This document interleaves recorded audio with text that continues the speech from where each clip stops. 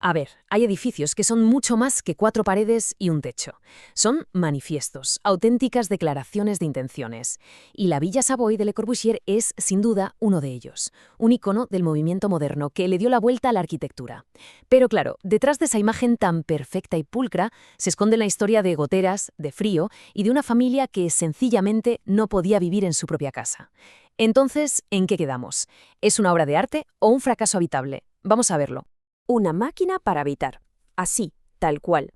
Con esta frase tan potente, Le Corbusier resumía su visión radical de lo que debía ser una casa.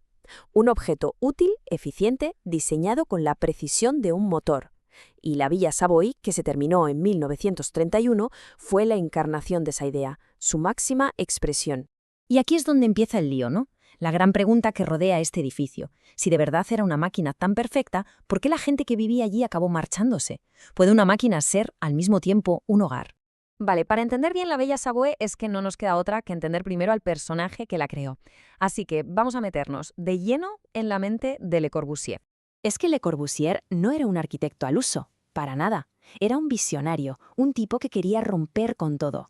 Pensemos que estaba metido en el meollo del cubismo, con gente como Picasso, y esa misma revolución la quiso llevar a la arquitectura. Su lema era básicamente borrón y cuenta nueva. Y aquí lo tenemos. Mirad, esta foto es genial. Es uno de los grandes maestros de la arquitectura moderna posando con la maqueta de su obra cumbre. Porque la Villa Savoy no era un encargo más. ¿Qué va? Era la culminación de 10 años dándole vueltas a la cabeza. Era su manifiesto hecho edificio. Y todos esos principios, todas esas ideas, las ordenó en lo que llamó los 5 puntos de una nueva arquitectura. Y ojo, que esto no era una simple guía de estilo, era una ideología pura y dura, una forma totalmente nueva de ver el espacio, la luz, la vida en casa. ¿Y qué edificio es la materialización perfecta de estos 5 puntos? Exacto, la Villa Savoy. Así que vamos a verlos uno por uno porque son, de verdad, la clave para descifrar esta casa. Venga, el primero, los pilotis. ¿Qué son? Pues estos pilares de hormigón que, ¡pum!, levantan la casa del suelo. Es una idea genial, porque el jardín ya no se para en la puerta, es que pasa por debajo de la casa. De ahí viene esa imagen tan icónica, esa caja flotando en el aire. Y de paso, la planta baja, que solía ser un sitio oscuro y húmedo, pues ahora es un espacio abierto. Vale, y esto nos lleva directos a los puntos 2 y 3. Si nos fijamos, como los pilotis aguantan todo el peso, los muros de dentro ya no sirven para sujetar nada. ¿Qué significa eso? Libertad total para el arquitecto. Puede organizar el espacio como le dé la gana. Eso es la planta libre. Y lo mismo pasa por fuera. La fachada es como una piel fina, independiente de la estructura. Es la fachada libre. Una revolución. Vamos con el cuarto, la ventana horizontal. Como ya no hay muros de carga que molesten, Le Corbusier pudo hacer algo que hasta entonces era impensable, rasgar la fachada con estas ventanas larguísimas. El objetivo era doble. Por un lado, que la luz entrara de forma súper uniforme, y por otro, y esto lo decía él mismo, enmarcar el paisaje como si fuera un cuadro colgado en la pared. Y llegamos al quinto y último punto, la terraza-jardín.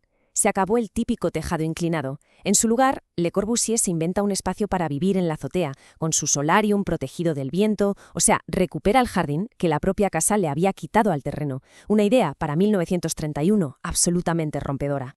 Y este detalle es que es buenísimo. Ilustra a la perfección esa idea de máquina. La modernidad no estaba solo en el hormigón, estaba en aceptar sus símbolos. Y el coche, en ese momento, era el futuro. Pues la casa lo abraza.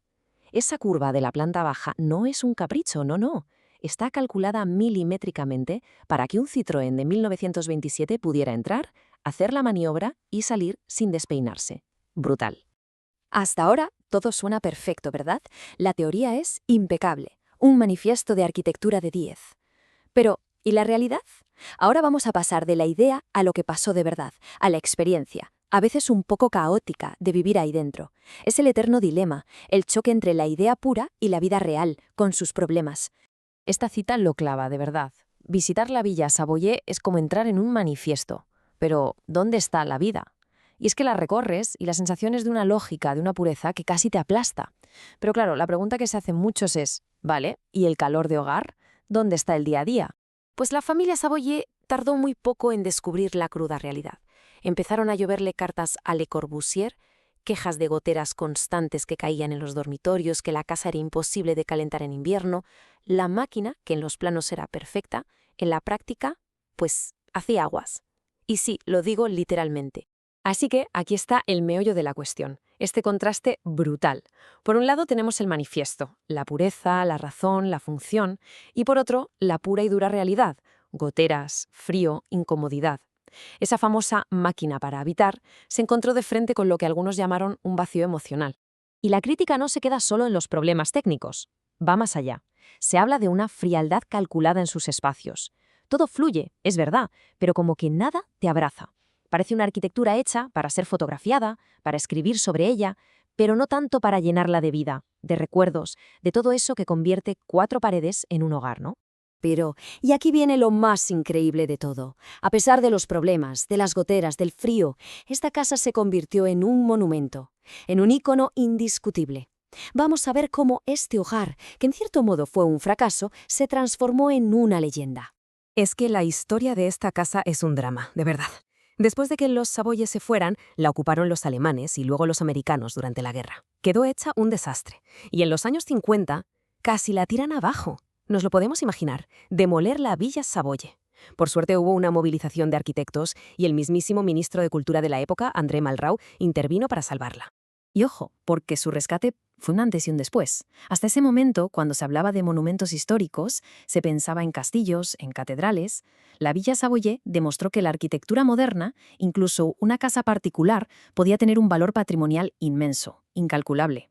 Y ya la consagración definitiva llegó en 2016, cuando la UNESCO la declaró Patrimonio de la Humanidad. Pero no ella sola. Este número 17 es clave. Son las 17 obras de Le Corbusier repartidas por 7 países distintos, que se consideran un único patrimonio mundial. Una forma de reconocer su contribución absolutamente extraordinaria a la arquitectura. Y así, la historia de la Villa Savoye se cierra con una paradoja fascinante. Fracasó, sí, como hogar para una familia, pero triunfó de una manera espectacular como manifiesto, como obra de arte y como lo que llaman un lugar de memoria, un sitio donde se condensa toda la historia del movimiento moderno.